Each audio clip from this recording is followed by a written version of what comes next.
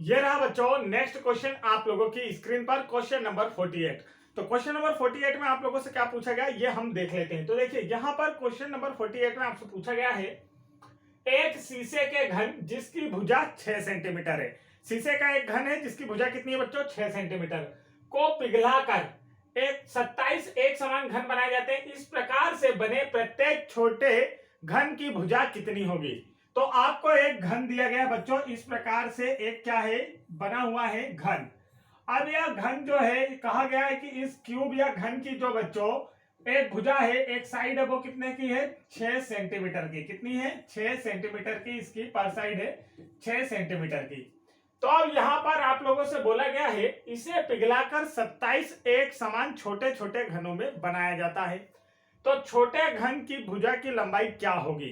तो चलिए पहले तो हम देख लेते हैं बच्चों कि हम मानते हैं कि एक छोटे घन की भुजा, क्या मानते हैं बच्चों, एक छोटे घन की भुजा बराबर ए मान लेते हैं। क्या मानते हैं बच्चों, ए मान लेते हैं। एक छोटे घन की भुजा को हमने ए माना।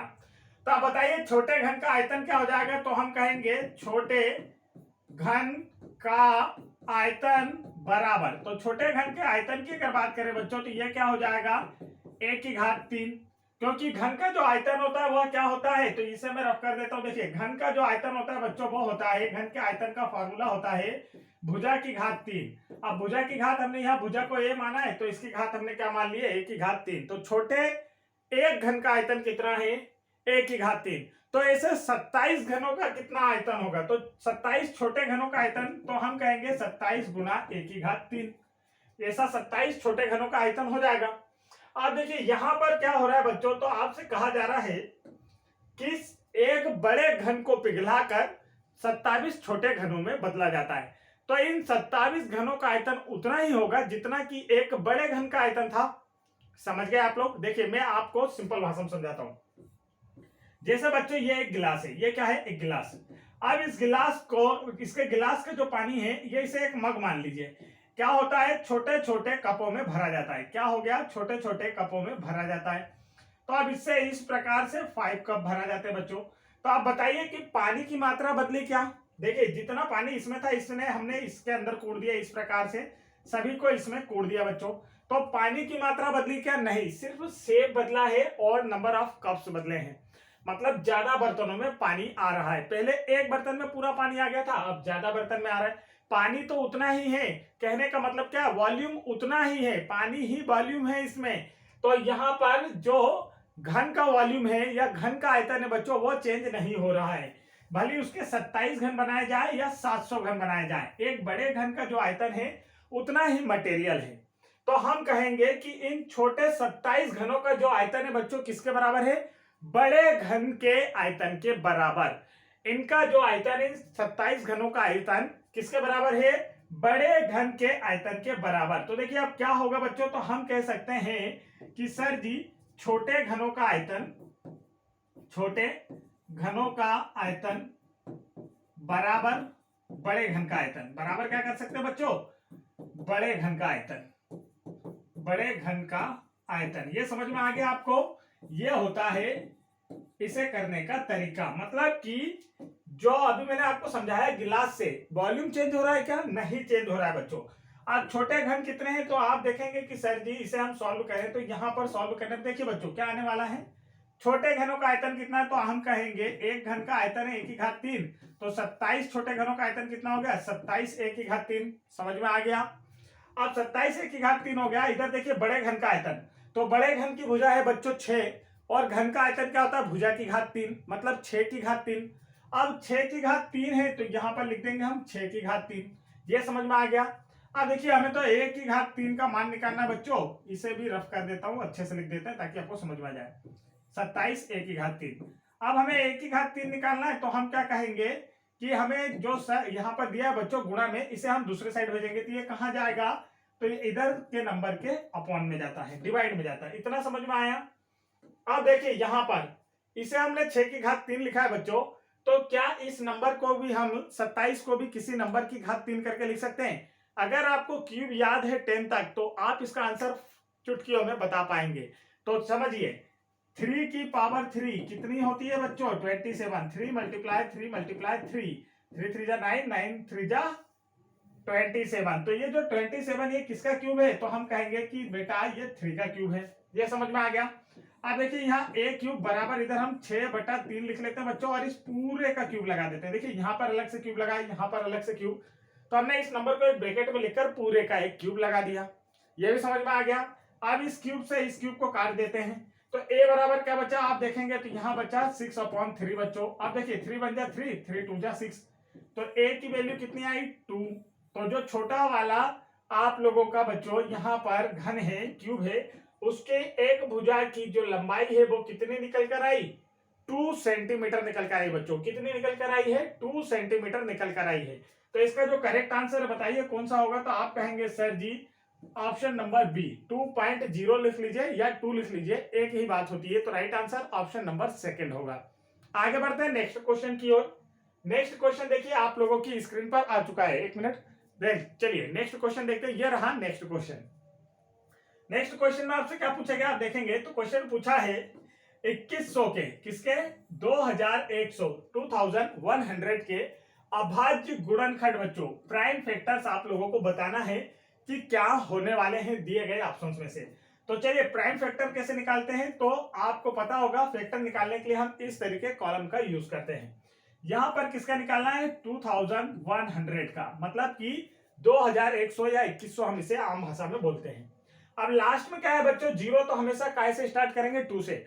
अब प्राइम नंबर ही आपको लेना है क्योंकि यहाँ पर प्राइम फैक्टर निकालना है। तो 2 क्या एक प्राइम नंबर है, अभाज्य संख्या है? तो बिल्कुल हाँ, सबसे छोटी जो प्राइम नंबर, सबसे छोटा अभाज्य संख्या वह 2 ही है बच्चों। तो 2 से डिवाइड करते हैं तो देखिए 2 बन जा 2, क्या हुआ बच्चों? 2 बन जा 2 हुआ। अब देखिए यहाँ पर सिंगल डिजिट लेते हैं हम, सिंगल डिजिट लेते हैं तो क्या 1 2 के टेबल में आता है? नहीं आता है। तो 2 के टेबल में 1 नहीं आ रहा, भाग नहीं जा रहा, तो भागनाश की 0। जब भाग नहीं जाता बच्चों तो क्या होता है? भागनाश की 0। आप 2 डिजिट लेंगे तो 10 हो गया। 2 के टेबल में 10 कितने टाइम में आता है? 5 टाइम में, और 0 का 0। फिर लास्ट में 0 है तो किससे डिवाइड करेंगे? 2 से डिवाइड करेंगे। अब देखिए शुरू में हम 2 डिजिट ले सकते हैं क्योंकि शुरू में 0 नहीं लगाते भागनाश का। तो देखिए यहाँ पर हमने 10 लिया तो कितने टाइम में आया? 2 के टेबल में 5 टाइम में। फिर यहाँ 5 है तो आप देखिए 2 का टेबल ऐसे लीजिए बच्चों, या तो 5 आ जाए या तो 5 से कम आए, तो हम कहेंगे सर 2 2 जा 4। अब यहाँ 5 था जिसमें से हमने 4 का यूज कर लिया तो बचा कितना? 5 में से 4 गया तो 1, तो यहाँ क्या हो गया? 10। 2 5 जा 10। अब लास्ट में देखिए क्या आ रहा है बच्चों? तो यहाँ पर 5 आ रहा है, तो अब 2 से तो भाग नहीं जाएगा। हम देखते हैं 2 के बाद 3 से जाएगा क्या? तो 3 से डिवाइड करने का रूल क्या है? जिस भी नंबर को हमें डिवाइड करना है उसके सभी अंकों का योग देखते हैं। 5 और 2 7, 7 और 5 कितना होता है? 12। तो 3 से डिविजिबल है क्योंकि 3 के टेबल में 12 आता है। 3 से डिवाइड करते हैं बच्चों, चलिए 3 से, रुकिए, 3 से डिवाइड करते हैं तो देखिए यहाँ पर आप 3 का टेबल लेंगे, 3 बन जा 3, 5 में से 3 गया तो कितना बचा? 2 बचा, तो 3 7 जा 21। अब 22 में से 21 गया तो 1 बचा, 3 5 जा 15। अब 3 से जाएगा क्या? देखिए 7 5 12 और 1 13 नहीं जाएगा, तो मतलब 5 से डिवाइड करना। 5 3 जा 15। 17 में से 17 में से 15 घटा दो बच्चों, कितना बचा? तो 2 बचा, 2 यहाँ पर आ गया तो ये हो गया 25, 55 25। फिर 5 से जाएगा 7 टाइम में और 7 से 1 टाइम में। आप पूछा इसके प्राइम फैक्टर कौन कौन से हैं? तो प्राइम फैक्टर किन्हें कहते हैं बच्चों? ये जिनसे हमने भाग दिया था इन्हें ही गुणनखंड कहा जाता है। तो क्या क्या निकल कर आया है आप देखेंगे? 2 multiply 2 multiply 3 multiply 5 multiply 5 multiply 7, ये निकल कर आया। तो देखिए किस ऑप्शन में नजर आ रहा है ऐसा आपको, वही इसका करेक्ट आंसर होगा। 2 multiply 2 multiply 3 multiply 5 multiply 5 multiply 7। तो हम कहेंगे कि ऑप्शन नंबर सी में नजर आ रहा है। तो ऑप्शन नंबर सी क्या है बच्चों? इसका बिल्कुल करेक्ट आंसर है। समझ में आ गया? और अगर ये आपको हेरते नहीं आता तब भी हम इसका आंसर निकाल सकते हैं। तो देखिए ऑप्शन से, अब ऑप्शन से कैसे निकालते हैं आप कहेंगे सर जी? तो देखिए यहाँ पर क्या निकालने कहा गया? अभाज्य गुणनखंड। अब यहाँ पर ये देखिए 15, यह अभाज्य है क्या? प्राइम फैक्टर है क्या? नहीं, इसमें 3 से भी डिवाइड होता है, 5 से भी डिवाइड होता है, तो यह ऑप्शन कैंसिल हो जाता। यहाँ पर 35 5 से भी और 7 से भी डिविजिबल है, यह ऑप्शन भी कैंसिल हो जाता। यहाँ पर 4 2 से डिविजिबल है तो यह ऑप्शन भी कैंसिल हो जाता। सिर्फ ऑप्शन नंबर सेकंड रहता और ऑप्शन नंबर थर्ड रहता सी, और यही राइट हो जाता। ठीक है, तो इस तरीके से भी कर सकते थे। नेक्स्ट क्वेश्चन देखिए आप लोगों की स्क्रीन पर आ चुका है। नेक्स्ट क्वेश्चन में बच्चों आपसे बोला गया है एक कमरे की लंबाई 15 मीटर है। कमरे की जो लंबाई है बच्चों कितनी है? 15 मीटर लंबा है कमरा एक, है ना। और इसके संपूर्ण फर्श पर इस साइज की एक टाइल्स लग रही है 15 सेंटीमीटर 12 सेंटीमीटर, मतलब 15 सेंटीमीटर लंबी और 12 सेंटीमीटर चौड़ी टाइल्स लगा जाती है एक कमरे के अंदर, और ऐसी 7500 टाइल्स उस हॉल में या उस कमरे में लग रही है। तो आपसे पूछा गया है कि उस कमरे की जो लंबाई चौड़ाई है बच्चों वो कितनी है। लंबाई तो ऑलरेडी दे रखी है। हम बात करते हैं कमरा। आज इस प्रकार से एक कमरा या हॉल बना हुआ है, लंबाई है 15, चौड़ाई हमें पता नहीं। आज इसमें जो टाइल्स लग रही हैं, इन टाइल्स की माप की अगर बात की जाए बच्चों तो ये क्या है टाइल्स, तो देखिए ये जो टाइल्स है ये 15 सेंटीमीटर लंबी और 13 सेंटीमीटर चौड़ी, ये सेंटीमीटर है और इस रूम की चौड़ाई मीटर में है। इस बात का ध्यान रखेंगे, रूम की लंबाई चौड़ाई मीटर में है और टाइल्स सेंटीमीटर में है। आप देखते हैं तो देखिए अब यह हमें निकालना है कि इसमें कितनी टाइल्स। हाँ चलिए ठीक है। अब देखिए अब हम कहेंगे कि जो नंबर ऑफ टाइल्स निकालते हैं बच्चों, जैसे हमेशा निकाला जाता है, तो इसे समझिए। इसका एक ट्रिक होती है, मैंने आपको समझाया भी था कि आपको number of tiles, number of ईंट, जैसे कि ईंटों की संख्या कितनी एक दीवार है और एक दीवार का साइज दे दिया जाए और एक ईंट का साइज दे दिया जाए और आपसे कहे कि इसमें कितनी ईंट लगी है, तो वह वाला क्वेश्चन निकालना हो। एक रूम है जैसे नीचे एक फर्श है, उसमें कुछ छोटे माप की टाइल्स लगी हुई है, उसे हमें निकालना है। या एक बॉक्स है जिसके अंदर आपको एक छोटे छोटे बॉक्स जमाना है, लाइट के मतलब एक बड़ा बॉक्स, उसके अंदर छोटे छोटे बॉक्स हो, या साबुन जमाना हो, तो कितने साबुन जम सकते हैं जब आपको साबुन की माप दे दी जाए। तो ऐसे क्वेश्चन जब भी आते हैं तो मैं हमेशा आप कहता हूँ नंबर ऑफ शॉप मतलब साबुनों की संख्या, नंबर ऑफ टाइल्स और नंबर ऑफ जो आपकी ईंट होती है कितनी ईंटों, तो इसका जो फॉर्मूला होता है वो क्या होता है। तो देखिए यहाँ पर टाइल्स की संख्या लिखाएंगे बच्चों। क्या लिखना है बेटा हमें, टाइल्स की संख्या। ये हमने लिखे टाइल्स की संख्या। अभी जो टाइल्स की संख्या होती है ये किसके बराबर होती है, तो हम कहेंगे ऊपर लिखते हैं हम बड़ा वाला क्षेत्रफल, मतलब कमरे का क्षेत्रफल। क्या लिखते हैं बच्चों ऊपर, कमरे का क्षेत्रफल। और नीचे क्या लिखते हैं, तो नीचे हम लोग लिखते हैं टाइल्स का क्षेत्रफल। एक टाइल्स का क्षेत्रफल मतलब कि एक टाइल्स का जो क्षेत्रफल है वो कितना है, एक टाइल्स का क्षेत्रफल। इससे आपका निकल आएगा, यह हमेशा आपको काम आएगा, यह फॉर्मूला याद रखना है। यहां पर दीवारों में ईंटों की संख्या निकालने कहा जाए तो ऊपर दीवार का क्षेत्रफल, नीचे एक ईंट का क्षेत्रफल। एक बड़े बॉक्स में छोटे छोटे साबुन रखने के लिए कह दिया जाए तो ऊपर बॉक्स का क्षेत्रफल, नीचे एक साबुन का क्षेत्रफल। देख लेंगे तो साबुनों की संख्या भी निकल कर आ जाएगी। यह फार्मूला कई जगह काम आएगा। ऐसे क्वेश्चन आप लोगों को अभी देखने को मिलेंगे ना मेंसुरेशन चैप्टर में, तो वो हम आपको सॉल्व करा रहे हैं, वहां पर सिखाएंगे। अभी तो पहले पेपर की बात कर लें। तो देखिए यहाँ पर टाइल्स की संख्या, तो कितने नंबर ऑफ टाइल्स लगी हुई है, तो हम कहेंगे कि 7500। देखिए हमें दिया है कि इतनी टाइल्स यहाँ पर लगी हुई है बेटा, ठीक है। अब कमरे का क्षेत्रफल, तो कमरे का क्षेत्रफल, कमरा कैसा है बेटा, आयताकार। कमरा हमेशा आयताकार होता है, रेक्टेंगल शेप का होता है। जो रूम होता है आपके घर में भी जो रूम होंगे, आपके स्कूल के जो हॉल होंगे, या फिर आप कहीं जैसे कोचिंग में पढ़ते हैं तो वहां के जो रूम या हॉल है वो सभी रेक्टेंगल में होते हैं, रेक्टेंगल शेप में होते हैं ज्यादातर, स्क्वायर तो बहुत कम होता है, ठीक है। तो रेक्टेंगल में, तो रेक्टेंगल का जो क्षेत्रफल होता है वो क्या होता है, लंबाई इंटू चौड़ाई। क्या होता है बच्चों, लंबाई इंटू चौड़ाई। तो लंबाई हमें दी है 15 और चौड़ाई हमें नहीं दी है, हमने चौड़ाई ऐसे ही लिख दिया। अब एक टाइल्स का देखिए, ये 15 जो है बच्चों ये मीटर में है, पहले तो यहां पर भी समझ लेना है, इस बात को समझिए। अब हम क्या करेंगे बच्चों, ये देखिए ये है सेंटीमीटर में, ये है मीटर में। तो हम कमरे की लंबाई दी है हमें, किसमें दी है बच्चों, कमरे की जो लंबाई आपको दे रखी है वो दी है 15 मीटर। किसमें दी है बच्चों, 15 मीटर। अब हमें टाइल्स सेंटीमीटर में है तो हम लंबाई को भी किसमें बदल लें बच्चों, सेंटीमीटर में। तो इसमें 100 से गुणा कर देते हैं, क्योंकि 1 सेंटीमीटर में 100 सेंटीमीटर होते हैं, 1 मीटर में 100 सेंटीमीटर। तो 15 मीटर में कितने सेंटीमीटर, 1500 सेंटीमीटर। आप कमरे का क्षेत्रफल निकालना है तो देखिए 1500 सेंटीमीटर गुणा चौड़ाई। आप नीचे लिख सकते हैं हम एक टाइल्स का क्षेत्रफल। एक टाइल्स का क्षेत्रफल क्या दिया है, लंबाई गुणा चौड़ाई। टाइल्स भी वही है, आयताकार है। देखिए लंबाई 15 चौड़ाई 12, मतलब आयताकार हो गई। अब हमें क्या निकालना है, अब यहाँ देखेंगे आप लोग तो बस यह हो गया, आपका फार्मूला बन गया। अब यहाँ से आप लोग कर सकते हैं। कैसे कर सकते हैं, तो आप देखिए किस तरीके से हम लोग इसे कर सकते हैं। तो अब हमें चौड़ाई का मान निकालना है, तो ये नंबर यहाँ आ जाएंगे मल्टीप्लाई होकर, क्रॉस मल्टीप्लाई। तो देखिए यहाँ पर क्या हो गया, 7500 मल्टीप्लाई 15 मल्टीप्लाई 12। अब ये वाला नंबर क्या होगा बच्चों, ऐसे नीचे आ जाता है, क्रॉस होने के बाद आपको पता है यहाँ पर चौड़ाई बचा, क्रॉस मल्टीप्लाई होता है जब ऊपर के नंबर नीचे और नीचे के नंबर ऊपर चले जाते हैं। तो यहाँ पर ये आ गया। अब यहाँ देखिए 2 0 से 2 0 कैंसिल हो गया, 15 से 15 कैंसिल हो गया। समझ में आ गया, 15 से 15 कैंसिल हो गया। अब देखिए आप 12 का टेबल 75 टाइम ले सकते हैं, तो आपको पता चल जाएगा कि जो राइट आंसर है वह क्या आने वाला है। तो आप देखिए 12 का टेबल 5 टाइम लेंगे बच्चों, क्या होगा, 12 5 60 का 0 कैरी आए 6, 12 7 84 और उसमें मिलाएंगे हम 6, तो ये हो गया। चौड़ाई कितनी निकल कर आई 900 सेंटीमीटर, ये सेंटीमीटर में आई है बच्चों। जो आपकी चौड़ाई आई है बच्चों ये कितनी आ गई, देखिए आपको 900 सेंटीमीटर, लेकिन ऑप्शन में आपको मीटर में दिया हुआ है। तो हम क्या करेंगे, चूंकि 1 मीटर में 100 सेंटीमीटर होता है, तो 900 में कितना, तो 900 को हम 100 से डिवाइड कर देंगे।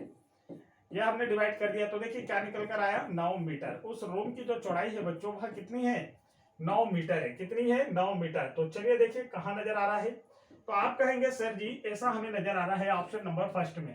तो ऑप्शन नंबर फर्स्ट इसका क्या होगा बच्चों, बिल्कुल करेक्ट आंसर होगा। ऑप्शन नंबर फर्स्ट इसका क्या होगा, बिल्कुल करेक्ट आंसर होने वाला है। तो समझ में आ गया। चलिए आगे बढ़ते हैं नेक्स्ट क्वेश्चन की ओर। यह रहा नेक्स्ट क्वेश्चन आप लोगों की स्क्रीन पर, क्वेश्चन नंबर 51। तो आज का 11 क्वेश्चन। तो देखिए क्वेश्चन नंबर 51 में पूछा है 2 अंकों वाली प्राकृत संख्याओं की संख्या कितनी है, टोटल नंबर ऑफ 2 डिजिट, मतलब कि 2 डिजिट के टोटल कितने नंबर है आपसे पूछा गया है। तो आपसे जब भी ऐसे संख्या पूछी जाए बच्चों कि 2 अंकों की कितनी संख्याएं हैं, 3 अंकों की कितनी संख्याएं हैं, 4 अंकों की कितनी संख्याएं हैं, ऐसे क्वेश्चन जब भी पूछे जाए तो देखिए मैं आपको समझा देता हूं। 2 अंकों की संख्याएं, अब यहां पर हम 2 अंक की 2 डिजिट की निकाल रहे हैं बच्चों। तो देखिए क्या करना होता है, कुछ नहीं करना होता है, 2 अंकों की सबसे बड़ी संख्या लिखिए। क्या होती है 2 अंकों की सबसे बड़ी संख्या, 2 डिजिट की सबसे मैक्सिमम नंबर जो होता है, नंबर ऑफ मतलब 2 डिजिट का जो सबसे मैक्सिमम नंबर है वो 99। और सबसे छोटी संख्या, 2 अंकों की सबसे छोटी संख्या कौन सी है, तो आप देखिए कौन सी है। तो यहाँ पर पीछे आपको बस एक ध्यान रखना होता है, जब आपसे 2 नंबर की सबसे बड़ी हम लिखेंगे तो पीछे लिखना है 1 नंबर वाली, पीछे लिखना है 1 नंबर वाली। 1 नंबर वाली हमने यहाँ लिख दी है। तो आप देखिए कितने नंबर निकल कर आ गए, तो 2 अंकों की कितनी संख्याएं बनती है या होती हैं, हम कहेंगे 90 होती है। कितनी होती है बच्चों, 90। और यही अगर आप लोगों से पूछ लिया जाता 3 अंकों की कितनी संख्याएं होती है बच्चों, 3 अंकों की कितनी संख्याएं होती हैं, 3 अंकों की कितनी संख्याएं होती हैं अगर पूछ लिया जाता तो आप क्या करते हैं आप, तो देखिए क्या करना होता है, बिल्कुल इजी अभी मैंने आपको बताया। जब भी आपसे नंबर ऑफ मतलब यहाँ पर जितने भी संख्या नंबर ऑफ नंबर मतलब जितने भी संख्याएं हैं 2 डिजिट की 3 डिजिट की ऐसा पूछा जाता है, तो आप सबसे पहले बड़ी संख्या कितने अंकों की पूछा गया है, 3 अंकों की। तो 3 अंकों की सबसे बड़ी संख्या क्या है बच्चों, यहाँ पर देखिए कितनी है 999। अब इसमें से माइनस किसे करना है, तो बस 2 डिजिट की सबसे बड़ी संख्या। तो अब इसमें से सिर्फ एक कम करके माइनस कर देते हैं, मतलब यहाँ पर हमने 3 टाइम 9 लिखा था, आप 2 टाइम 9 लिखकर माइनस कर दीजिए, तो क्या आ जाएगा 900। 3 अंकों की कितनी संख्याएं होती हैं, 900 संख्याएं होती है। यहाँ हमसे 200 की 2 नंबर्स की पूछा गया था, 2 डिजिट की, तो टोटल 90 संख्याएं होती हैं। आगे बढ़ते हैं नेक्स्ट क्वेश्चन, देखिए आप लोगों की स्क्रीन पर क्वेश्चन नंबर 52 पूछा गया है एक संख्या से उसके अंकों का योगफल। क्या बोला गया है, एक संख्या से उसी के अंकों का योगफल घटा दिया जाए तो वह संख्या किससे विभाजित होगी हमेशा। तो चलिए देखते हैं, कुछ संख्याएं मानकर मैं आपको समझाता हूं बच्चों, आपको समझ में आएगा। देखिए ध्यान से देखिए, हमने माना 51, फिर हमने मान लिया 42, फिर हमने माना 33। कोई भी नंबर एक मान सकते हैं आप लोग, अपने मन से कोई सा भी एक नंबर मान सकते हैं बच्चों। आप देखिए जैसे मैंने और कोई बड़ा नंबर मान लूं, जैसे मैं 99 मान लेता हूं, ठीक है।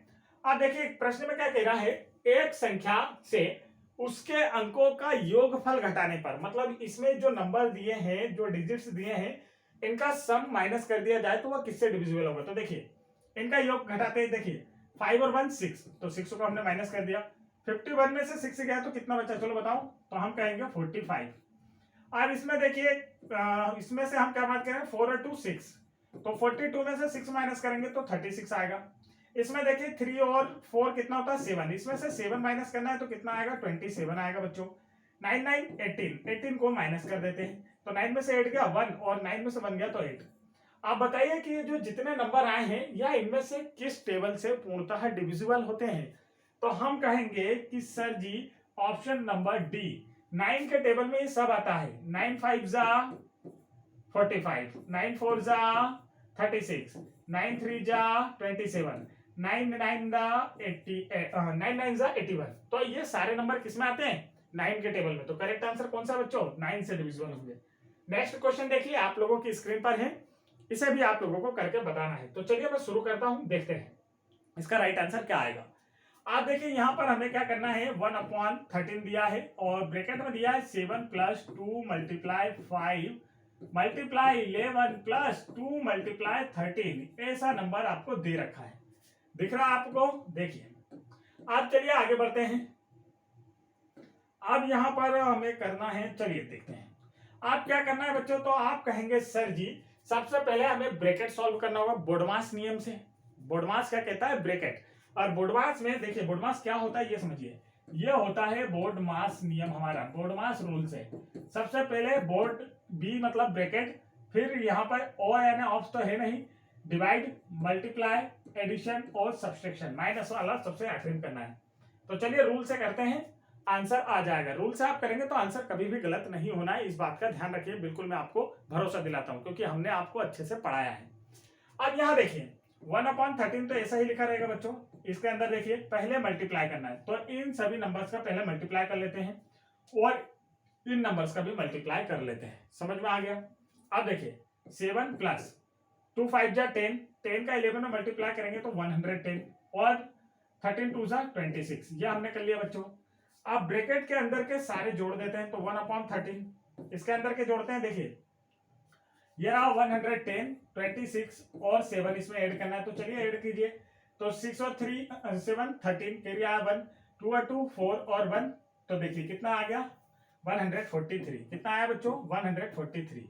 अब इस ब्रैकेट का मतलब क्या होता है, तो आप सभी जानते हैं कि इस ब्रैकेट का मतलब सर जी होता है मल्टीप्लाई। तो ब्रैकेट हमने हटाया और कौन सा साइन लगाया, मल्टीप्लाई का। अब जब मल्टीप्लाई का साइन लगता है तो नीचे वाले नंबर से ऊपर वाले नंबर कट जाते हैं। 13 बन जा 13, यहाँ भी 13 बन जा 13, 14 में से 13 गया तो 1 बचा, फिर 13 बन जा 13। करेक्ट आंसर क्या निकल कर आया देखिए जरा जल्दी से। तो आप कहेंगे सर जी 11 किस ऑप्शन में नजर आ रहा है, ऑप्शन नंबर सी में नजर आ रहा है बच्चों। तो ऑप्शन नंबर सी इसका क्या है, बिल्कुल करेक्ट आंसर है, आप लोगों को यहाँ पर नजर आ रहा होगा।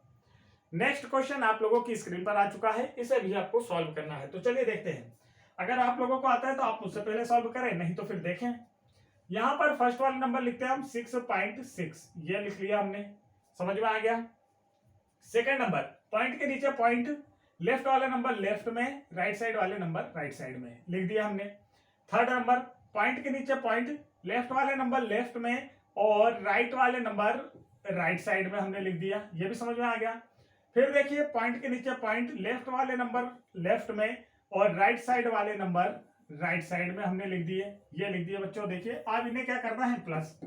अब देखिए ऊपर सर पॉइंट के बाद तो इनमें कुछ दिख ही नहीं रहा है, तो आप चाहे तो 0 मान सकते हैं और नहीं तो कोई जरूरी भी नहीं होता है। अब देखिए इसके ऊपर कोई नंबर नहीं है, आप चाहे तो इन नंबर्स के पीछे ऐसे 0 मान सकते हैं और नहीं तो कोई जरूरी भी नहीं होता है, क्योंकि इसके ऊपर कोई नंबर नहीं है। तो 6 का 6 आ जाएगा, यहाँ भी 6 का 6 आ जाएगा, यहाँ भी देखिए 6 का 6 आ जाएगा, यहाँ 6 और 6 12 हो जाएगा, तो 12 का 2 कैरी आया 1। 6 6 2 जा 12, 6 3 जा 18, 6 4 जा 24 और 1 मिलाकर 25। पॉइंट के नीचे पॉइंट भी लगाना है, 25 का 5 कैरी आया 2, 6 और 2 8। तो देखिए क्या आंसर आया बच्चों निकलकर, यहाँ पर देख लीजिए और आंसर लगा दीजिए जल्दी से, 85.2666। यह आया हमारा right answer option number B में। तो ऑप्शन नंबर बी क्या बच्चों इसका करेक्ट आंसर है। नेक्स्ट देखिए आप लोगों की स्क्रीन पर आ चुका है, यहां पर आपसे क्या बोला गया, तो आप देखेंगे 0.0725 का सरलतम रूप या भिन्न के रूप में इसका मान पूछा गया है कि इस नंबर को किसमें चेंज करना है, ऐसे फ्रैक्शंस में हमें चेंज करके बताना है बच्चों। अब फ्रैक्शंस में हमें चेंज करना है, तो देखिए यहाँ पर हमें क्या करना होगा, पॉइंट को हटाना होगा। क्या करना होगा बच्चों, पॉइंट को। अब जब हम पॉइंट हटाते हैं, देखिए यहाँ पर समझिए, जब हम पॉइंट को हटाते हैं तो जिस नंबर से पॉइंट हटाया जाता है उसी के बट्टे में क्या जाता है, उसी के अपॉन में क्या जाता है 1, उसी के अपॉन में क्या जाता है 1। पॉइंट हटा तो नीचे क्या आएगा 1, पॉइंट हटा तो नीचे क्या आएगा 1। और इसके बाद देखिए पॉइंट के बाद जितने डिजिट होते हैं यहाँ पर लगते हैं 0 1 2 3 4 0, तो यहाँ पर 4 0 लग गए, मतलब अब हमारा पॉइंट हट चुका है बच्चों। क्या हट गया, पॉइंट हट गया। अब नंबर के आगे 0 की भी कोई वैल्यू नहीं, तो 0 भी हमने हटा दिए। अब देखिए ये हमें नजर आ रहा है, तो क्या ऐसा कहीं ऑप्शन में दिख रहा है क्या, नहीं। मतलब अभी हमें नंबर को छोटा करना है, डिवाइड करना है। चलिए 5 से काटते हैं, लास्ट में 5 लास्ट में 0, 5 से कट जाएगा, 5 बन जा 5, क्या हुआ बच्चों 5 बन जा 5। आप 7 में से 5 गया तो 2 बचा, तो यहाँ 22, 5 4 जा 20, फिर 22 में से 20 गया तो 2 बचा, 5 5 जा 25। यहाँ देखते हैं तो 5 2 जा 10 और ये 3 0 इसके पीछे के यहाँ लगा दिया हमने। अब इतना कहीं दिख रहा है क्या, देखिए नहीं दिख रहा है, तो और छोटा कर लेते हैं, 5 से फिर डिवाइड करेंगे। 5 2 जा 10, 4 बचा तो 5 9 जा, फिर देखिए 5 4 जा और इसके नीचे के 2 0। तो देखिए करेक्ट आंसर इसका क्या निकल कर आया, तो हम कहेंगे सर जी 29 अपॉन में 400 इसका राइट आंसर निकल कर आ रहा है। किस ऑप्शन में दिख रहा है तो बताइए जल्दी से। तो आप कहेंगे 29 अपॉन में 4000, 400 आना चाहिए था। तो चलिए देखते हैं कहीं गलती तो नहीं हुई बच्चों। 29 अपॉन में 400, यहाँ पर 40। तो चलिए फिर से मैं कर देता हूँ जल्दी जल्दी, अब आप समझेंगे। यहाँ पर मतलब यही आना चाहिए, तो इसका तो हाँ ये आ तो गया था 29 अपॉन में 400। ऑप्शन नंबर सेकंड में दिया है ना, ऑप्शन नंबर सेकंड में आपको दे रखा है, तो ऑप्शन नंबर सेकंड इसका करेक्ट आंसर है। नेक्स्ट देखिए, नेक्स्ट क्वेश्चन आप लोगों की स्क्रीन पर है, इसका आंसर भी कमेंट करके बताना क्या होगा। यहाँ आपसे बोला गया है 25, 45 और 75 का एलसीएम। एलसीएम निकालना बच्चों, एलसीएम मतलब इस प्रकार से आपको निकालना है। एलसीएम मतलब लघुत्तम समापवर्त। आप देखिए किस प्रकार से करेंगे। तो सबसे पहले हम किससे डिवाइड करते हैं, पहले तो 2 से। क्या यह 2 से डिविजिबल है? सबके लास्ट डिजिट देखिए, कोई सा भी 2 से डिविजिबल नहीं। 3 से है क्या, तो यह हम देख लेते हैं। नहीं तो हम 5 से भी कर सकते हैं, बाद में पता चल जाएगा। जैसे सबके लास्ट में 5 है तो 5 से डिवाइड करो। 5 5 जा 25, 5 9 जा कितना होता है 45, 5 बन जा 5, 2 बचा तो 5 5 जा 25। फिर 5 से करते हैं, 5 बन जा 5, 9 नहीं आता 5 के टेबल में, 5 3 जा 15। आप किससे करेंगे तो 3 से करेंगे बच्चों। तो देखिए 3 3 जा 9, 3 1 जा 3, फिर 3 से करेंगे तो 1 1 1। एलसीएम क्या आया, तो हम कहेंगे कि बच्चों इधर जो रहता है इसी का तो एलसीएम होता है। इन नंबर्स का आपस में मल्टीप्लाई कर दो, यही क्या होते हैं एलसीएम। तो क्या है नंबर्स देखिए, आप देखते हैं 5 मल्टीप्लाई 5 मल्टीप्लाई 3 मल्टीप्लाई 3 क्या होगा बच्चों। तो 5 5 जा 25, 25 चलो यहाँ लिख देता हूं मैं, मल्टीप्लाई 3 3 जा 9। आप इसका मल्टीप्लाई करोगे तो क्या आ जाएगा 2 2 5। किस ऑप्शन में देखने को मिल रहा है, तो आप कहेंगे सर जी हमें ऑप्शन नंबर डी में देखने को मिल रहा है। तो ऑप्शन नंबर डी इसका क्या है बच्चों, बिल्कुल करेक्ट आंसर है। ऑप्शन नंबर डी क्या है, इसका बिल्कुल करेक्ट आंसर है। नेक्स्ट देखिए, यह रहा 57 आप लोगों की स्क्रीन पर। तो क्वेश्चन नंबर 57 में पूछा है 4 अंकों की छोटी से छोटी संख्या को अभाज्य संख्याओं के गुणनफल के रूप में व्यक्त कीजिए। मतलब आपको अभाज्य फैक्टर, अभाज्य गुणनखंड निकालना है 4 अंकों की छोटी से छोटी संख्या। तो 4 अंकों की सबसे छोटी संख्या क्या होती है बच्चों, तो वह होती है, जब हमें छोटी संख्या लिखना होता है तो हम सबसे पहले 1 लिखते हैं और फिर जितने डिजिट की पूछेगी उसके पीछे उससे एक कम जीरो लगा देते हैं। 4 अंकों की पूछिए तो 1 लिखा और 3 जीरो लगा दिए, समझ गए। अब देखिए आगे क्या करना है, तो अब आप देखेंगे कि इसके फैक्टर निकालना है। तो चलिए शुरू कर देते हैं इसके फैक्टर निकालना। चलिए यहाँ पर देखिए लास्ट में है बच्चों 0, तो 2 से डिवाइड करते हैं, तो 2 5 जा 10। अब ये 2 जीरो बचे तो यहाँ पर आ जाएंगे, क्योंकि दोनों जीरो 2 के टेबल में नहीं आएंगे। फिर 2 से 2 2 जा 4, 5 में से 4 गया तो 1 बचा, 2 5 जा 10। अब जीरो नहीं आता, जब भाग नहीं जाता तो भागना से की सुन। अब यहाँ फिर 2 से देखिए तो 2 बन जा 2, 2 2 जा 4, 5 में से 4 गया तो 1 बचा, 2 5 जा 10। अब 5 आ गया तो 5 से कर दीजिए, 5 2 जा 10, यहाँ पर 2 आए तो 5 5 जा 25। फिर 5 से करेंगे, 5 5 जा 25, 5 से करेंगे तो 1 टाइम में। अब यहाँ पर आपसे पूछा है कि इसके जो प्राइम फैक्टर है अभाज्य गुणनखंड है बच्चों वो क्या है। तो चलिए ऐसा कहाँ लिखा दिख रहा है, तो देखिए 2 multiply 2 multiply 2 multiply 5 multiply 5 multiply 5 कहाँ दिख रहा है, वही इसका राइट आंसर है। तो चलिए देख लेते हैं। तो हम देखेंगे किस ऑप्शन में आपको ये देखने को मिल रहा है। तो चलिए देखते हैं कहाँ नजर आ रहा है, जल्दी से देख के बताइए। तो हम कहेंगे कि 2 मल्टीप्लाई 2 मल्टीप्लाई 2 ये इसमें दिख रहा है। देखो बच्चों इसने पहले 5 से भाग दिया फिर 2 से भाग दिया, तो कोई बात नहीं, 2 बाद में लिखे हैं 5 पहले लिखे हैं, बस नंबर्स को आगे पीछे लिख दिया है। Correct answer option number C. Next question देखिए आप लोगों की स्क्रीन पर। नेक्स्ट क्वेश्चन में पूछा है यदि 72 और 180 का महत्तम समापवर्त HCF 36 है। कितना है बच्चों, HCF 36 है, तो इसका लघुत्तम समापवर्त LCM क्या होने वाला है, ये आपसे पूछा गया है। तो अब इसका एक फार्मूला होता है जो मैंने आपको समझाया है। क्या समझाया है बच्चों, इसका फार्मूला क्या होता है, पहली संख्या क्या होता है, पहली संख्या मल्टीप्लाई दूसरी संख्या, यह होता है दूसरी संख्या। और फिर इसके आगे क्या होता है, इसके आगे भी मैंने आपको बताया है। तो आप कहेंगे सर जी इसके आगे होता है एलसीएम मल्टीप्लाई एचसीएफ। क्या होता है, एलसीएम मल्टीप्लाई एचसीएफ। ये फार्मूला होता है बच्चों जब आपको एलसीएम दिया हो, एचसीएफ दिया हो और 2 नंबर से दे रखे हो, मतलब इनमें से 3 राशि कोई सी भी दे रखी हो, तो आप इसका फार्मूला लगाकर आंसर सॉल्व कर सकते हैं। अब यहाँ पर क्वेश्चन के अनुसार सारी चीजें रख देंगे। देखिए नंबर्स दिए, एक है 72 और एक है 180। तो पहली संख्या हमने मान लिया 72 और दूसरी संख्या मान लिया हमने 180, बराबर का चिन्ह, एलसीएम। एलसीएम देखते हैं। तो एलसीएम देखिए क्या दिया है, हमें निकालना है बच्चों, और HCF महत्तम समापवर्त दिया है 36। एलसीएम निकालना है तो देखिए जो मल्टीप्लाई वाला नंबर ये क्या होगा, इसे जब हम दूसरी साइड में भेजेंगे, अब हमें तो ये निकालना है, तो ये इसके साथ में क्या कर रहा है, इसको भगाओ दूसरी साइड। आप जब इसे दूसरी साइड भगाएंगे तो यहाँ से मल्टीप्लाई में, तो दूसरी साइड जाकर कहाँ जाएगा, डिवाइड में। कहाँ जाएगा, डिवाइड में, ये ध्यान रखना है।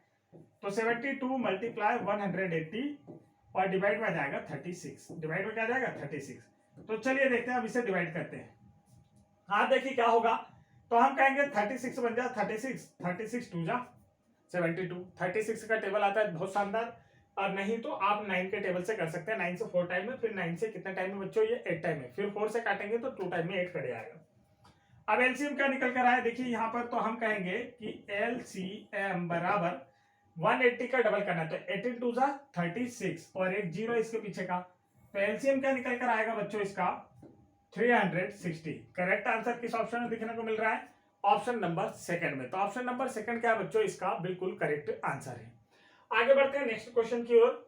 ये रहा नेक्स्ट क्वेश्चन आप लोगों की स्क्रीन पर, तो इसका आंसर भी आप लोगों को करके दिखाना है कि करेक्ट आंसर क्या होगा। तो चलिए मैं शुरू करता हूं, आप ध्यान से समझिए। पहले से इस नंबर को सिंपल करके लिखना होगा बच्चों। देखिए यहाँ पर ये मिक्स फ्रैक्शन में लिखा है, तो इसका और इसका सामने वाले का गुणा, फिर जो उत्तर आएगा उसमें ऊपर वाले को करता है प्लस। सिंपल फॉर्म में हम लिखेंगे, तो देखिए यहाँ पर सिंपल फॉर्म में 17 2 जा 34 और ऊपर वाले 1 को मिलाएंगे तो 35, तो वो हो गया 35 और डिवाइड में कितना 17 ही लिखा रहता है। डिवाइड का साइन यहाँ देखिए 7/10, मल्टीप्लाई का साइन, इसे भी नॉर्मल करके लिखना होगा हमें, इसे भी नॉर्मल करके लिखना होगा। देखिए तो 13 बन जा, यहाँ पर गुणा करेंगे और ऊपर वाले को प्लस, 33 बन जा 33, ऊपर वाले को मिलाएंगे तो हो जाएगा 34। क्या हो जाएगा बच्चों 34 डिवाइड में आ गया 33। अब इसे करना है, तो देखिए सबसे पहले बोडमास नियम, जिसे हम डीमास के नाम से भी जानते हैं, अगर बोडमास ना दिया हो तो डीमास। डीमास में आप समझेंगे सबसे पहले डिवाइड करना है, फिर मल्टीप्लाई, फिर प्लस, फिर माइनस। डी से डिवाइड होता है, तो पहले कौन सा भाग सॉल्व करना है, तो आप देखेंगे कि सर जी पहले डिवाइड वाला भाग सॉल्व करना है। अब इसे सॉल्व करना है बच्चों, तो देखिए क्या करते हैं हम, इसे सॉल्व करना है तो देखिए आगे वाला भाग तो वैसा ही लिखा रहता है, बीच में ये जो डिवाइड का भाग है इसे जब सॉल्व किया जाता है बच्चों तो ये किस में बदल जाएगा, डिवाइड मल्टीप्लाई में बदल जाएगा, और पीछे वाले नंबर को पलट कर लिख दिया जाता है, और ये वाला नंबर मल्टीप्लाई में लिखा हुआ है। तो देखिए इजी हो गया। अब तो इसे कोई भी कर देगा, आप भी कर देंगे, मैं भी कर दूंगा, सब कर देंगे। ठीक है, चलिए क्या करना है, डिवाइड करना है। बीच में मल्टीप्लाई दिख रहा है, मतलब हम कहीं से कहीं तक भी काट सकते हैं, नीचे से ऊपर की ओर कैसा भी काट सकते हैं। आज देखिए यहाँ पर 17 बन जा 17 2 जा कितना हो गया 34। आज देखिए 7 बन जा 7 5 जा कितना हो गया 35। उसके बाद कुछ कट रहा है क्या, तो आप कुछ नहीं कट रहा है बच्चों, आप कुछ नहीं कट रहा है, तो आप देखेंगे ऊपर क्या नंबर बचे हैं, ऊपर वाले नंबर देखते हैं क्या क्या बचे हैं। तो आप देखेंगे ऊपर बचा है 5 मल्टीप्लाई 10 मल्टीप्लाई 2 और नीचे बचा है 33। चलिए मल्टीप्लाई कीजिए, तो 5 10 जा कितना होता है 50 और 50 में 2 मिलाएंगे तो 52 जा 100 और अपॉन में 33। तो ये इसका करेक्ट आंसर आया है। और यहां भी परेशानी, आपको मिक्स फ्रैक्शन में ऑप्शन दिए हैं। अब मिक्स फ्रैक्शन में ऑप्शन दिया तो इसे कैसे बदला जाएगा, तो आप देखिए 100 में हमें 33 से डिवाइड करना है बच्चों, तो 100 में 33 से डिवाइड करना है, तो 3 टाइम में हम करेंगे 99, माइनस करेंगे तो यहाँ बचेगा 1। तो देखिए क्या हो जाएगा, जो आंसर आता है उसे लिखते हैं सामने, जो रिमाइंडर होता है इसे ऊपर, और जिससे डिवाइड कर रहे थे वो नीचे। करेक्ट आंसर कौन सा है बच्चों, तो हम कहेंगे ऑप्शन नंबर फर्स्ट। कौन सा करेक्ट आंसर आया है, ऑप्शन नंबर फर्स्ट इसका क्या है बच्चों, करेक्ट आंसर। आगे बढ़ते हैं। ये देखिए आज का लास्ट क्वेश्चन आप लोगों की स्क्रीन पर है, तो यहाँ पर आपको बताना है कि इसका करेक्ट आंसर क्या होगा। यहाँ आपसे पूछा गया है, एक रेलगाड़ी एक स्टेशन से 72 किलोमीटर प्रति घंटे की गति से इस समय पर चल रही है 2:15 पर। इतने बजे स्टार्ट होती है बच्चों, स्पीड क्या है 72 किलोमीटर। तो 90 किलोमीटर की दूर एक स्टेशन पर पहुंचने में ये कितने बजे पहुंचेगी, ये आपसे पूछा गया है। यहाँ से 2:15 को स्टार्ट हुई मेरे पास से, 90 की स्पीड से आपके पास जा रही है, तो आप मुझसे कितनी दूर बैठे हो, कितनी दूर 90 किलोमीटर दूर, तो ये आपके पास कितने बजे पहुंचेगी ऐसा पूछा जा रहा है। तो चलिए सॉल्व करते हैं। अब यहाँ पर देखिए इसकी स्पीड जो है बच्चों कितनी है 90 किलोमीटर प्रति घंटा, सॉरी 72 किलोमीटर प्रति घंटा। तो स्पीड देखते हैं पहले, तो स्पीड देखेंगे तो आप हो जाएगा 72 किलोमीटर प्रति घंटा। यह समझ में आ गया, 72 किलोमीटर प्रति घंटा। दूरी देखिए कितनी बच्चों, तो दूरी जो है आपको दे रखी है 90। दूरी कितनी दे रखी है 90 किलोमीटर, 90 किलोमीटर। तो अब यहाँ पर हमें मात्रक चेंज नहीं करना है क्योंकि ये भी किलोमीटर में है, ये भी किलोमीटर में, तो हमें कोई चेंज नहीं करना है।